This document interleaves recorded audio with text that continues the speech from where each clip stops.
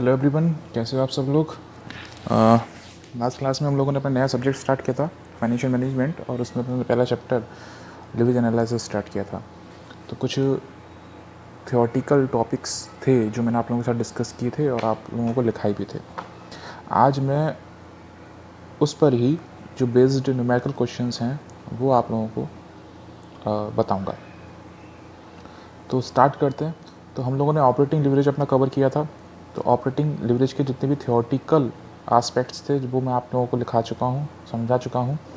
तो आज मैं आपको ऑपरेटिंग लिवरेज के न्यूमेरिकल क्वेश्चंस कैसे होते हैं, एग्ज़ाम में कैसे क्वेश्चंस पूछे जाते हैं वो मैं बताऊँगा। तो कुछ क्वेश्चंस मैंने निकाल के रखे हुए हैं ऑपरेटिंग लिवरेज के, तो देखते हैं। तो क्वेश्चन नंबर 1 है आपका, a company has estimated that for a new product it's selling price is 14 per unit. यानी कंपनी है उसने सोच रखा है कि वो एक नया प्रोडक्ट बनाएगी और उसको कितने में बेचेगी, एक यूनिट को 14 रुपये में, 14 rupees per unit. Okay, variable cost is 9 per unit. यानी जो वेरिएबल कॉस्ट है वो 9 रुपये है। हम इसको लिखते हुए चलते हैं। तो जो सेलिंग प्राइस पर यूनिट आपको दिया गया है वो है ₹14। Okay sir. और जो वेरिएबल कॉस्ट दी हुई है वो है आपकी ₹9 पर यूनिट, और ये भी क्या है, पर यूनिट। ठीक है। And fixed cost ₹10,000। Fix cost ₹10,000। Calculate operating leverage for 3000 units and 4000 units. यानी आपको दो उन्होंने कंडीशंस दी हैं कि अगर कंपनी 3000 यूनिट सोल्ड करे तो ऑपरेटिंग लिवरेज क्या होगा, और कंपनी 4000 यूनिट सोल्ड करे तो ऑपरेटिंग लिवरेज क्या होगा। तो देखते हैं इस क्वेश्चन को। तो हमें क्या करना है, तो सबसे पहले हम लोग इनकम स्टेटमेंट प्रिपेयर करेंगे। ठीक है। अब जो बच्चे आज पहली बार हम लोगों के साथ जुड़ रहे हैं तो वो इससे पिछली वीडियो वो देख सकते हैं कि इनकम स्टेटमेंट क्या होता है और उसे कैसे तैयार करते हैं, उसका फॉर्मेट क्या होता है। ठीक है। तो आइए हम अब अपना इनकम स्टेटमेंट तैयार करते हैं। तो हम लोग हेडिंग डालेंगे इनकम स्टेटमेंट। ठीक है। तो पहला अपना रहेगा पर्टिकुलर्स, दूसरा अपना रहेगा 3000 यूनिट्स एंड 4000 यूनिट्स। ठीक है सर।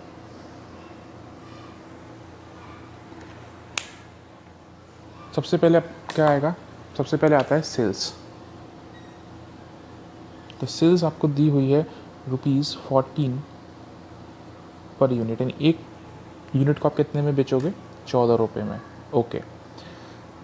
तो 3000 यूनिट्स की सेल कितनी होगी, जब आप एक यूनिट को 14 रुपये में बेच रहे हो तो 3000 यूनिट की जो सेल्स वैल्यू आएगी वो आएगी आपकी 42,000 रुपीज़, 42,000। ठीक है। और 4000 यूनिट्स की कितनी आएगी, 56,000, क्योंकि हमने क्या किया, मल्टीप्लाई किया है। ठीक है। अब हम मल्टीप्लाई करेंगे। फिर क्या करते हैं, फिर वेरिएबल कॉस्ट, वेरिएबल कॉस्ट जो आपकी दी हुई है ₹9 पर यूनिट। तो 3000 यूनिट की वेरिएबल कॉस्ट कितनी आएगी, 27,000 आएगी, और 4000 की कितनी आएगी, 36,000 आएगी। ठीक है।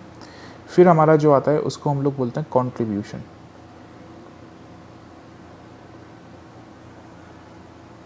फिर क्या आएगा, कंट्रीब्यूशन। तो इसको हम माइनस करेंगे तो कंट्रीब्यूशन आएगा 15,000, और इसको हम माइनस करेंगे तो कंट्रीब्यूशन आएगा 20,000। ठीक है। फिर हम लोग क्या माइनस करते हैं, फिक्स्ड कॉस्ट। तो फिक्स कॉस्ट हमेशा सेम रहती है, चाहे आप कितनी भी यूनिट प्रोड्यूस करें, सेल करें, और चाहे आप ना करें। यानी आप एक यूनिट प्रोड्यूस करते हैं या सेल करते हैं तब भी फिक्स कॉस्ट उतनी रहेगी, और आप अगर 1,00,000 यूनिट भी प्रोड्यूस या सेल करते हैं तब भी फिक्स कॉस्ट उतनी रहेगी, और आप अगर कुछ भी ना करें तब भी फिक्स कॉस्ट उतनी रहेगी। ठीक है सर, समझ में आ गया। तो फिक्स कॉस्ट को हम लोग डिडक्ट कर देते हैं। तो इसमें से अगर मैं फिक्स कॉस्ट को डिडक्ट करता हूँ तो ये आएगा 5,000, और इसमें से अगर मैं फिक्स कॉस्ट को डिडक्ट करता हूँ तो ये आएगा 10,000। ठीक है। आई होप यहाँ तक आप लोगों को समझ में आ गया होगा। तो क्वेश्चन को समझ लेते हैं। क्वेश्चन का आप लोग स्क्रीनशॉट ले लेना और उसको अपनी कॉपी में नोट डाउन कर लेना, और उसके आगे आप लोग क्या करोगे, सॉल्यूशन यहाँ से लिखना स्टार्ट करोगे कॉपी में। तो सेल्स हम लोगों को दी हुई है ₹14, तो 3000 का मल्टीप्लाई किया तो 42,000 और 4000 का मल्टीप्लाई किया तो 56,000। वेरिएबल कॉस्ट है ₹9, तो 9 का मल्टीप्लाई किया तो 27,000, 9 का मल्टीप्लाई किया तो 36,000। जो कॉन्ट्रीब्यूशन निकल के आया हुआ है 15,000 एंड 20,000। फिक्स कॉस्ट में माइनस कर दी 10,000। फिक्स कॉस्ट दोनों कैटेगरी में सेम रहेगी, यानी आउटपुट के चेंज होने पर फिक्स कॉस्ट पर कोई भी फ़र्क नहीं पड़ता, वो सेम रहती है। आपका जो निकल के आया इसको हम लोग बोलते हैं ऑपरेटिंग प्रॉफिट या EBIT। ऑपरेटिंग प्रॉफिट या EBIT, ठीक है। अब ऑपरेटिंग लिवरेज कैसे निकालेंगे?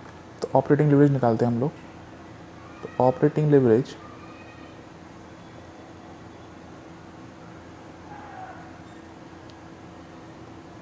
फॉर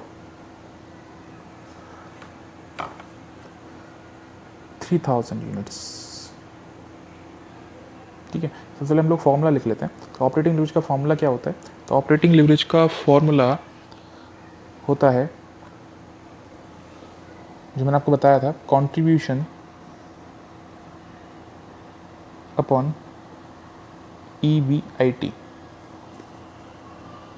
ऑपरेटिंग लिवरेज का फॉर्मूला होता है कंट्रीब्यूशन अपॉन EBIT, ठीक है। तो फॉर 3000 यूनिट्स ऑपरेटिंग लिवरेज क्या होगा? तो इसका कंट्रीब्यूशन कितना दिया हुआ है?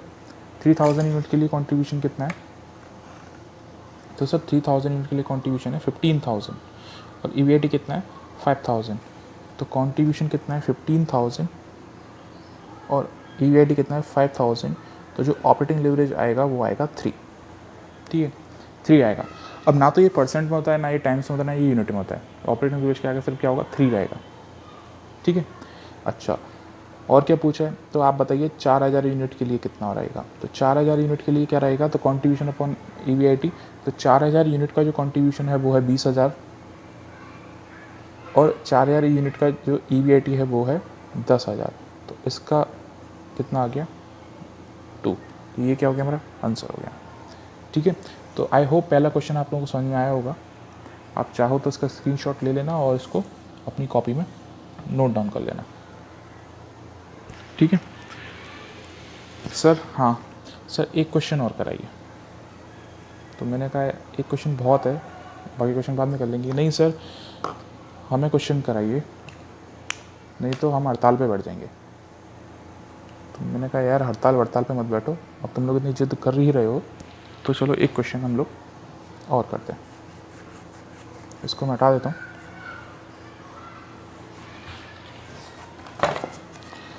तो क्वेश्चन नंबर 2 पे हम लोग आते हैं। इसमें 3 पॉइंट हैं। पहला पॉइंट यानी 3 क्वेश्चन एक ही क्वेश्चन में। तो पहला क्वेश्चन मैं आप लोगों को कराऊंगा और दूसरा बाकी के 2 पॉइंट आपके लिए होमवर्क है, आप खुद करोगे। आप इसका स्क्रीनशॉट ले लेना या, ठीक है।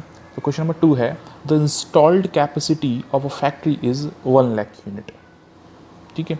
तो जो इंस्टॉल्ड, मैं आपको लिखता हुआ चलता हूँ, फिर आप लोगों के साथ मैं डिस्कस कर लूँगा। तो इंस्टॉल्ड जो कैपेसिटी है वो है 1 लाख यूनिट्स की। मैं बताऊँगा कि इंस्टॉल्ड कैपेसिटी क्या होती है। Actual capacity used it 80,000, capacity used वो दे रखी है आपको 80,000, ओके, पर एनम, कोई दिक्कत नहीं। सेलिंग प्राइस जो है वो है 10 पर यूनिट। सेलिंग प्राइस जो है वो है 10 rupees 10 per unit, okay sir. Variable cost है 6 पर यूनिट, तो जो आपकी जो वेरिएबल कॉस्ट है वो है ₹6 per unit. Find out operating leverage, find out operating leverage in the following situations, यानी आपको ये सिचुएशंस दी हुई हैं, आप लोगों को क्या कैलकुलेट करना है? ऑपरेटिंग लिवरेज कैलकुलेट करना है, ओके सर। तो पहली सिचुएशन है when fix cost are 70,000, when fix cost are 70,000 per annum, यानी कि जो फिक्स कॉस्ट अगर आपकी 70,000 है, then you have to calculate operating leverage. समझ में आई बात? ठीक है सर। हाँ सर, ये क्वेश्चन में कुछ भी नहीं है, तो वो तो मुझे भी पता है इस क्वेश्चन में कुछ भी नहीं है, ठीक है सर। लेकिन फिर भी क्वेश्चन है तो उसको करेंगे। तो हम लोग क्या बनाएंगे, तो हम लोग बनाएंगे इनकम स्टेटमेंट। तो सर क्या हर क्वेश्चन में इनकम स्टेटमेंट बनाना कंपलसरी है? तो मैं कहता हूँ हाँ, हर क्वेश्चन में इनकम स्टेटमेंट बनाना ज़रूरी है, क्योंकि इससे आपका जो आप क्वेश्चन करते हो तो आपका समय भी बचता है और गलती होने के चांसेस बहुत कम हो जाते हैं। क्या सर हम बिना इनकम स्टेट बनाए क्वेश्चन सॉल्व नहीं कर सकते? तो आप कर सकते हो। जो लोग खतरों के खिलाड़ी बनना चाहते हैं, ठीक है ना, तो वो लोग डेफिनेटली बिना इनकम स्टेटमेंट क्वेश्चन कर सकते हैं। लेकिन मैं प्रेफर करूँगा कि आप लोग मैं एडवाइस करूँगा कि आप लोग इसको बना के क्वेश्चन सॉल्व करो। ठीक है सर, तो वापस क्वेश्चन पे आते हैं। तो सबसे पहले बात करते हैं कि इंस्टॉल्ड कैपेसिटी का मतलब क्या है। What is installed capacity? तो इंस्टॉल्ड कैपेसिटी मीन्स कि अगर एक कंपनी अपनी 100% कैपेसिटी पे काम करे, यानी एक इंसान की 100% कैपेसिटी होती है, मतलब कि सपोज़ करो एक पर्सन है राम, मैं आपसे कहता हूँ कि अगर ये अपनी 100% कैपेसिटी पे अगर दौड़ लगाता है तो 10 किलोमीटर दौड़ सकता है, यानी इसकी जो कैपेसिटी है वो 10 किलोमीटर की है। लेकिन फिर भी ये डेली कितना दौड़ता है? 8 किलोमीटर, 5 किलोमीटर, ठीक है। तो यानी अगर वो अपनी पूरी कैपेसिटी से यानी 10 किलोमीटर दौड़ जाएगा, अगर उसको हम चलाना चाहें तो 10 किलोमीटर चला जाएगा। जैसे एक बाइक की कैपेसिटी होती है, यानी एक बाइक को आप मिनिमम अगर ले जाते हो नॉर्मल बाइक को, तो वो 120 किलोमीटर तक जा सकती है, लेकिन इसका मतलब ये नहीं 120 किलोमीटर पर ही चलेगी। तो आप नॉर्मल उसको कितने पे चला रहे हो? 80 किलोमीटर पर आवर पे, 70 किलोमीटर पर आवर पे। तो सेम है कि एक कंपनी है जो उसकी प्रोडक्शन कैपेसिटी है वो है 1 लाख यूनिट, यानी कंपनी 1 लाख अगर पूरी तरह से काम करे, दिन रात काम करे, तो वो 1 लाख यूनिट बना सकती है। लेकिन वो करंट में कितनी बना रही है? 80,000। तो हम लोग करंट की ही बात करेंगे। तो यानी कि हम लोग इनकम स्टेटमेंट बनाने जा रहे हैं, तो सबसे पहले हम लोग सेल्स की बात करेंगे। तो सर सेल्स कितनी आएगी? तो मैं आपसे पूछता हूँ सेल्स कितनी आएगी? तो आप बोलोगे सर सेल्स आएगी, यूनिट जो बेच रहा है वो है 80,000 ही है, और एक यूनिट का जो प्राइस है, सेलिंग प्राइस है, वो है 10। यूनिट जो बेच रहा है वो है 80,000 रुपये, और एक यूनिट का जो सेलिंग प्राइस है वो है ₹10। तो सेल्स हमारी कितनी हो गई? 8 लाख। ठीक है, अब क्या माइनस करना है? तो अब सर आपको माइनस करनी है वेरिएबल कॉस्ट। तो वेरिएबल कॉस्ट कितनी है? तो सर यूनिट है 80,000 और जो वेरिएबल कॉस्ट आपको दी हुई है वो क्वेश्चन में दी हुई है ₹6 पर यूनिट। तो आपको क्या करना है? 6 का मल्टीप्लाई करना है, तो ये आपका हो जाएगा 4,80,000। क्लियर? ठीक है, तो आपको अब क्या करना है? माइनस करना है, तो ये आएगा आपका 3,20,000। तो हम इसको क्या बोलेंगे? तो सर इसको बोलेंगे हम लोग कॉन्ट्रीब्यूशन। तो इसको हमने नाम दे दिया कॉन्ट्रीब्यूशन। ठीक है, अब हम क्या करेंगे?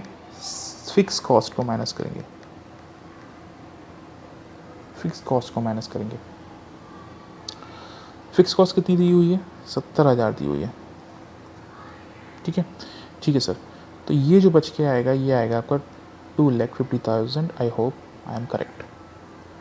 तो इसको हम बोलेंगे EBIT, या इसका दूसरा नाम क्या होता है? Operating profit.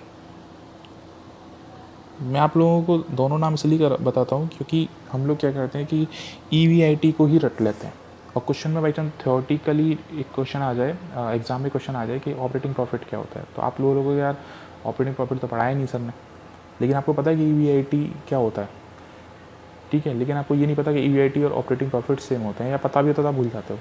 तो आप ध्यान रखो कि operating profit and EBIT both are same. ठीक है, ठीक है सर। तो आपका EBIT आपको पता है, आपका कॉन्ट्रीब्यूशन आपको पता है, ठीक है। अब क्या लगाएंगे? सर अब हम ब्रह्मास्त्र यूज़ करेंगे। तो ब्रह्मास्त्र मतलब अपना फॉर्मूला। तो ऑपरेटिंग लिवरेज का जो फॉर्मूला है वो मैंने आप लोगों को बताया है, क्या है? तो सर कॉन्ट्रीब्यूशन अपॉन EBIT। तो कॉन्ट्रीब्यूशन है सर 3,20,000 और EBIT है 2,50,000, और आप जब इसको डिवाइड करोगे तो ये आएगा 1.28। 1.28 ये आपका क्या है? ठीक है, ठीक है सर। अच्छा, इस क्वेश्चन के दो सिचुएशंस और दी हुई हैं। When fix cost are 90,000 per annum, when fix cost are 90,000 per annum, और when fix cost are 1,20,000 per annum. ठीक है। अगर फिक्स कॉस्ट 90,000 हो तो क्या होगा ऑपरेटिंग लिवरेज, और अगर फिक्स कॉस्ट 1,20,000 हो तो क्या होगा ऑपरेटिंग लिवरेज। तो आप लोग क्या करोगे, आप लोग कुछ नहीं करोगे, तो आप लोग सिर्फ इस क्वेश्चन में जो फिक्स कॉस्ट मैंने 70,000 ली थी, तो आप इसकी जगह 90,000 ले लोगे और आप इसकी जगह 1,20,000 ले लोगे, ठीक है। और सारा कुछ प्रोसेस सेम रहेगा। तो ये आप लोगों का काम है, ये 2 सिचुएशंस आप लोगों को सॉल्व करनी है और आप मुझे अगली क्लास में बताएंगे कि आंसर कितना आया। ठीक है सर हाँ, कि क्या इस क्वेश्चन में फिक्स कॉस्ट चेंज हो रही है, यानी 70,000, 90,000, 1,20,000। तो इस क्वेश्चन में फिक्स कॉस्ट चेंज नहीं हो रही है, इस क्वेश्चन में सिचुएशन चेंज हो रही है। वो आपसे फिक्स कॉस्ट चेंज नहीं कर रहा है, वो आप क्योंकि वो आउटपुट चेंज नहीं कर रहा है कि इस पे इतनी फिक्स कॉस्ट होगी, वो फिक्स कॉस्ट को ही चेंज कर रहा है, यानी सिचुएशन दे रहा है कि अगर इतनी हो तो क्या होगा, इतनी हो तो क्या होगा, इतनी हो तो क्या होगा।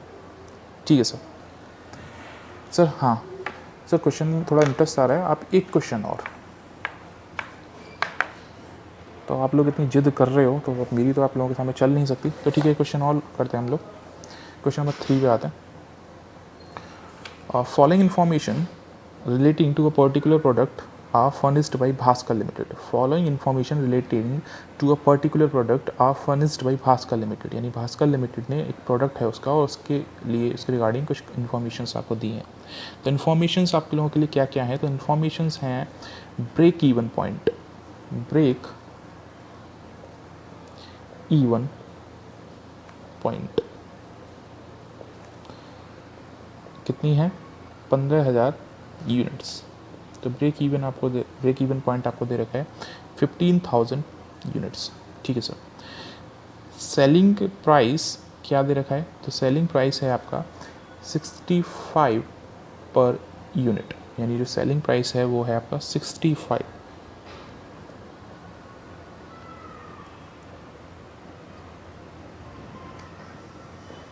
Rupees 65 per unit,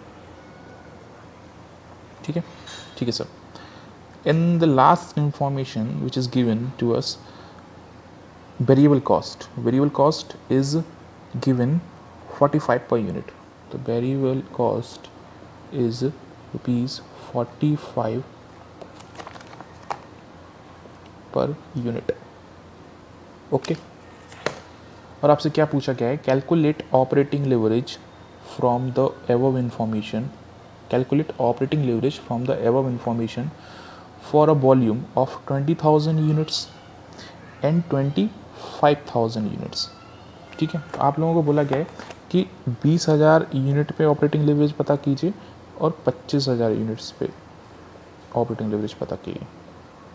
question almost similar है क्वेश्चन नंबर 1 की तरह से, लेकिन एक नया पॉइंट जो आया है इस क्वेश्चन में वो है ब्रेक इवन पॉइंट, ठीक है। तो सर ये ब्रेक इवन पॉइंट क्या होता है, तो सबसे पहले क्वेश्चन को अभी हम लोग साइड कर देते हैं, हम बात करते हैं ब्रेक इवन पॉइंट, यानी BEP,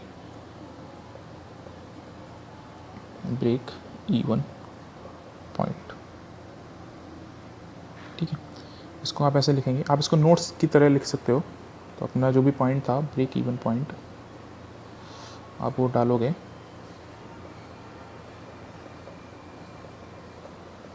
ठीक है। इसमें आप लिखोगे BEP is a point, यानी break even point is a point where incomes of a company is equal to its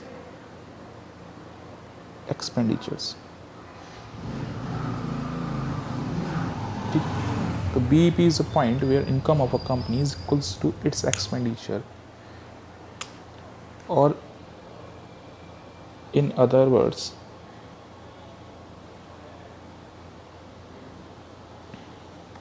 we can say BEP is a point where there is no profit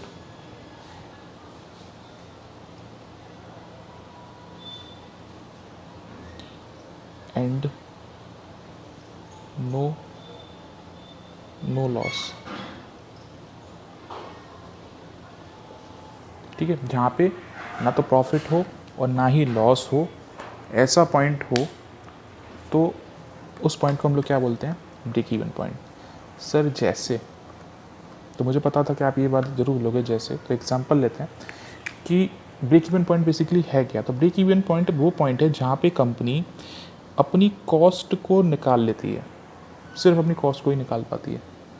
जैसे sir कि एक company है, यानी उसका जो खर्चा हो रहा है वो हो रहा है 80,000। ये कोई प्रोडक्ट बना रही है, उस प्रोडक्ट को बनाने में उसका खर्चा हो रहा है 80,000, और वो सिर्फ कितना ही कमा पा रही है? वो कमा पा रही है 80,000। तो यानी जहाँ पे उसकी कॉस्ट और उसकी इनकम या सेल क्या हो जाए? बराबर हो जाए, तो इसको हम लोग क्या बोलते हैं? ब्रेक इवन पॉइंट बोलते हैं। आपको पता होगा कि जब भी हम कोई बिजनेस या कंपनी नई स्टार्ट करते हैं तो स्टार्टिंग में वो क्या करती है? लॉस सफ़र करती है, यानी लॉस बियर करती है, लॉस ही लॉस होता है उसमें। यानी साल भर, 6 महीना या 2 साल 3 साल हम लोगों को लगते हैं कि फिर उस कंपनी, वो क्या करती है कंपनी, फिर उतने टाइम में वो लॉस से फिर एक ऐसी सिचुएशन में आती है कि जहाँ पे ना लॉस होता है ना प्रॉफिट होता है। ठीक है, फिर वो क्या होता है? उस पॉइंट को हम लोग बोलते हैं BEP सिचुएशन। यानी फिर वो क्या आती है? BEP सिचुएशन में आती है, यानी यहाँ पे वो प्रॉफिट भी नहीं करती और फिर लॉस भी नहीं करती, और फिर धीरे धीरे से क्या आती है? फिर वो ग्रोथ करती है और फिर वो BEP से फिर वो प्रॉफिट अर्न करने लग जाती है। ठीक है, तो BEP सिचुएशन क्या होती है कि सर जहाँ पे कंपनी को ना प्रॉफिट हो ना लॉस हो। मतलब एक एग्जांपल दीजिए, तो एग्जांपल मैं देके चलता हूँ कि सपोज़ करो कि मैं ट्यूशन पढ़ाता हूँ बच्चों को, और मैंने कोई एक अब कोई जगह मैंने एक रेंट पे ली हुई है, और उस जगह का जो रेंट है वो है 10,000 पर मंथ, और मैं सिर्फ 10 बच्चे पढ़ाता हूँ। ठीक है, या स्टार्टिंग में मैं कहता हूँ 8 बच्चे ही पढ़ाता हूँ, और एक बच्चे से चार्ज करता हूँ मैं 1,000 rupees per month, 1,000 rupees per month. ठीक है सर, तो मैं क्या कर रहा हूँ? 10,000 रुपये जो मेरी कॉस्ट कितनी है? 10,000 पर मंथ, और मेरी जो एक तरीके से इनकम है वो है 8,000 पर मंथ। तो यहाँ पे मुझे क्या हो रहा है? यहाँ पे मुझे 2,000 पर मंथ का लॉस हो रहा है। 2,000 पर मंथ का क्या हो रहा है? लॉस हो रहा है। ठीक है सर, समझ गए। आगे बताइए। अब मैंने क्या किया कि यहाँ पे मैंने 8 की जगह अब 10 बच्चे पढ़ाना स्टार्ट कर दिया। तो अब यहाँ पे मेरा क्या हो गया? मुझे कितना मिल रहा है? 10,000। मेरा खर्चा कितना है? 10,000 का, मुझे मिल कितना रहा है? 10,000। तो ये जो पॉइंट है इसको हम बोलते हैं BEP, क्योंकि ना तो मुझे यहाँ पे लॉस हो रहा है और ना ही मुझे क्या हो रहा है? प्रॉफिट हो रहा है। यानी मैं जितना कमा रहा हूँ उतना ही मैं क्या दे रहा हूँ? खर्चे में दे रहा हूँ। ठीक है, जब हम 10 से अगर इसको 12 कर दूँ तो अब क्या होगा? मुझे 12,000 रुपये मिलने लग जाएंगे। तो अब मेरा क्या होगा? 2,000 का प्रॉफिट हो जाएगा। बात समझ में आई? तो BEP क्या होता है कि ठीक है सर, BEP समझ में आ गया। तो BEP वो पॉइंट होता है जहाँ पे इनकम और एक्सपेंडिचर बराबर होते हैं। ठीक है, अब आप लिखेंगे दूसरा पॉइंट है मेरे साथ कि एट BEP या फुल फॉर्म लिख लोगे, at break even point contribution and fixed cost, इसको आप याद रखोगे हमेशा, contribution and fixed cost are equal to each other. यानी BEP पॉइंट पे क्या होता है? कंट्रीब्यूशन और आपकी फिक्स कॉस्ट बराबर होती है, यानी जितना कंट्रीब्यूशन होगा उतनी ही आपकी क्या होगी? फिक्स कॉस्ट होगी। क्लियर है? अगर कंट्रीब्यूशन 10,000 तो फिक्स कॉस्ट भी 10,000 होगी। ठीक है सर, समझ में आ गया। तो 2 पॉइंट मैंने आपको कराए हैं, बताए हैं। तो पहला पॉइंट क्या है? Break even point. वो क्या होता है कि ऐसा पॉइंट सर, ऐसी सिचुएशन जहाँ पे इनकम और एक्सपेंडिचर बराबर हो, यानी एक फर्म है, कंपनी है, उसको ना तो प्रॉफिट हो रहा है ना उसको लॉस हो रहा है, वो उतना जितना कमा लेती है, जितना कमाती है, और उससे सिर्फ वो क्या कर पाती है? वो अपने कॉस्ट को ही बियर कर पाती है। ठीक है, और नेक्स्ट पॉइंट जो मैंने आपको बताया वो है कि BEP जब होता है, यानी ऐसी सिचुएशन में, BEP की सिचुएशन में, तो कंट्रीब्यूशन और फिक्स कॉस्ट बराबर होता है। कंट्रीब्यूशन और फिक्स कॉस्ट बराबर होता है। ठीक है, तो अब वापस से चलते हैं अपने क्वेश्चन पे, इसको मैं हटा दे रहा हूँ। तो क्वेश्चन में वो कह रहा है कि ब्रेक इवन पॉइंट क्या है? 15,000 यूनिट। यानी वो कंपनी जब 15,000 यूनिट्स बेचती है तो वो ब्रेक इवन पॉइंट पे होती है, यानी कि ना तो वहाँ पे प्रॉफिट होता है ना वहाँ पे लॉस होता है। क्लियर है? अब वो पूछ रहा है आपसे कि 20,000 और 25,000 यूनिट जो अगर वो बेचे तो फिर ऑपरेटिंग लिवरेज क्या होगा। ठीक है, तो सबसे पहले तो हम लोग 15,000 का केस समझ लेते हैं। तो हम लोग इनकम स्टेटमेंट प्रिपेयर करेंगे 3 तरह की कंडीशन में। ठीक है, तो हम लोग की हेडिंग डालेंगे इनकम स्टेटमेंट,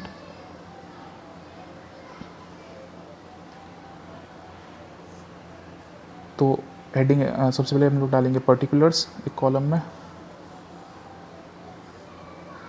15,000 यूनिट, फिर हम लोग 20,000 यूनिट का निकालेंगे और फिर 25,000 यूनिट का। ठीक है, तो सबसे पहले तो हम लोग 15,000 यूनिट का समझ लेते हैं, फिर हम लोग दूसरे पे बात करेंगे। तो सबसे पहले आता है हमारे पास सेल्स। तो सेल्स आपको दी हुई है, वो दी हुई है 65 रुपीज़ पर यूनिट। तो 15,000 यूनिट का यानी 65 रुपीज़ पर यूनिट है, तो हम लोग 15,000 में इसका मल्टीप्लाई करेंगे तो ये आएगा 9,75,000, 9,75,000। ठीक है सर, इसमें से हम लोग क्या करेंगे, वेरिएबल कॉस्ट माइनस करेंगे। जो वेरिएबल कॉस्ट आपको गिवन है वो है 45 पर यूनिट, जो मल्टीप्लाई करके आएगा आपका 6,75,000। ठीक है, अब क्या करते हैं, अब इसको माइनस कर देंगे, यानी जो माइनस करके आएगा वो आएगा आपका 3,00,000 रुपये। ये क्या आएगा सर, ये आएगा आपका कॉन्ट्रीब्यूशन। ठीक है, अब मैंने आपको बताया कि जब बीईपी की सिचुएशन होती है, अभी मैंने एक पॉइंट बताया आपको, जब बीईपी की सिचुएशन होती है तो वहाँ पे कॉन्ट्रीब्यूशन के बराबर ही क्या होती है, हमारी फिक्स कॉस्ट होती है। ठीक है सर, समझ गए, फिक्स कॉस्ट होती है। तो यानी फिक्स 3,00,000 कॉन्ट्रीब्यूशन है तो 3,00,000 ही हमारी क्या हो जाएगी, फिक्स कॉस्ट हो जाएगी। तो जो EBIT निकल के आएगा वो आएगा नील। सर नील क्यों आएगा, तो क्योंकि मैंने आपको बताया कि बीईपी कौन सी सिचुएशन होती है जहाँ पे ना प्रॉफिट हो ना लॉस हो, तो यानी क्या आएगा, ज़ीरो आएगा। बात समझ में आ गई। ठीक है सर, समझ में आ गई, यानी कि जितना कंट्रीब्यूशन होगा उतना ही हमारी क्या होगी, फिक्स कॉस्ट होगी, क्योंकि हमें ज़ीरो लेके आना है। ठीक है, अब इसी के ब्याह पे हम लोग क्या करेंगे, इसका इनकम स्टेटमेंट प्रिपेयर करेंगे और इसका इनकम स्टेटमेंट प्रिपेयर करेंगे। ठीक है, तो सेल्स हमारी दी हुई है 65, तो ये हो जाएगा 13,00,000, 13,00,000। ठीक है, यहाँ स्पेस कम है तो आप लोग समझ जाना 13,00,000 है, और ये आएगा आपका 16,25,000। ठीक है, अब वेरिएबल कॉस्ट निकाल लेते हैं। तो वेरिएबल कॉस्ट आएगा आपका 9,00,000 रुपये, और इसका जो 11,25,000। ठीक है, अच्छा हम इसको माइनस करने के बाद जो आएगा आपका कंट्रीब्यूशन वो आएगा 4,00,000 इधर और 5,00,000 इधर। फिक्स कॉस्ट, तो फिक्स कॉस्ट मैंने बताया सेम ही रहती है चाहे आप कितनी यूनिट प्रोड्यूस करो। तो जब 3,00,000 फिक्स कॉस्ट इधर है तो 3,00,000 ही इधर होगी और 3,00,000 ही आपकी इधर होगी। जब आप इसको माइनस कर दोगे तो फिर क्या निकल के आएगा, EBIT निकल के आएगा। तो 4,00,000 में से 3,00,000 जाएंगे तो EBIT आपका निकल के आएगा 1,00,000, और जब आप 5 में से इसको माइनस कर दोगे तो आपका EBIT आएगा 2,00,000। ठीक है सर, और हमें क्या पता करना है, हमें ऑपरेटिंग लिवरेज पता करना है। तो ऑपरेटिंग लिवरेज अब आप पता कर सकते हो, तो ऑपरेटिंग लिवरेज का हम लोग फॉर्मूला लगा देंगे। तो ऑपरेटिंग लिवरेज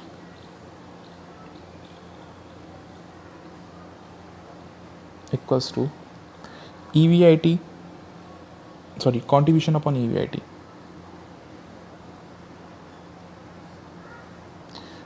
ठीक है, तो हम 20,000 वाली कैटेगरी को देखते हैं। तो 20,000 वाली कैटेगरी का जो कंट्रीब्यूशन है वो है आपका 4,00,000।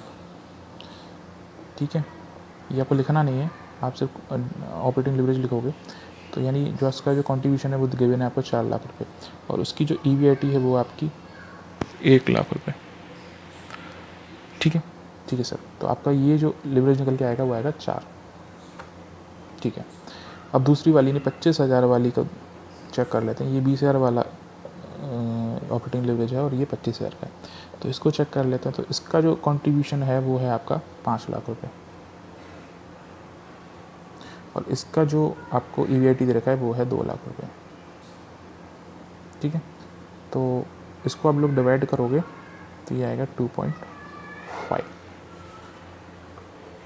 क्लियर है? आप इसको देख लो, आप इसको नोट कर लो।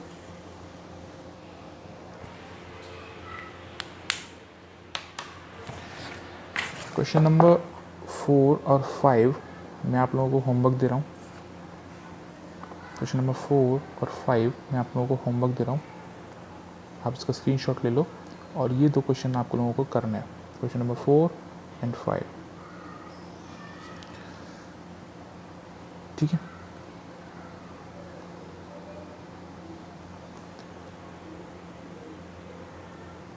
तो आज के लिए इतना ही।